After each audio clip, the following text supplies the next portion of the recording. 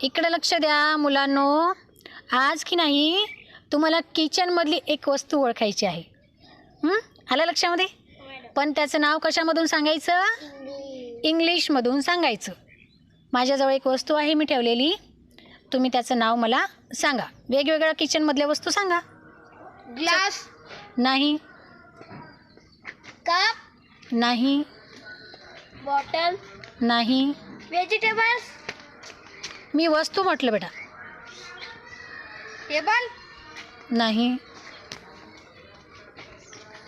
Ball नाही. चम्मच नाही. गिलास नाही.